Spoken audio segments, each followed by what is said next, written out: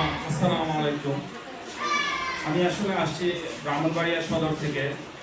Saudi প্রবাসী শামীম ভাই ওনার রিকোয়েস্টে আসছি আর কি। এখানে অনেক দূর এলাকা থেকে এসেছি আর কি। আমার কাছে আপনারা অনেকে চিনছেন, ফেস্টিভ্যালের সবচেয়ে বড় কাঠামোগত জুলুম বাংলাদেশ আমার উপর হয়েছিল চাকরি করার কারণে। আমার উপর সাজা দেওয়া হয়েছিল 39 বছর, 39 ইয়ার্স।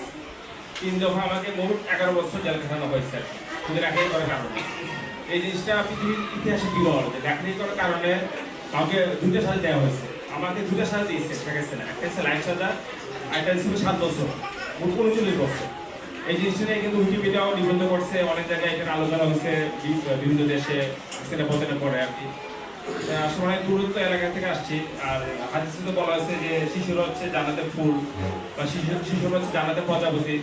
প্রত্যেক শিশুই ফিতরাত, মানে সব ধর্মের উপর জন্মগ্রহণ করে। কোনো শিশুই বিদ্রোহী নয়।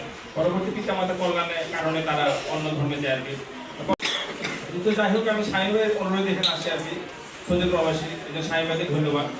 ইনশাল্লাহ আবার আসবো সময় সুযোগ মতো। আবার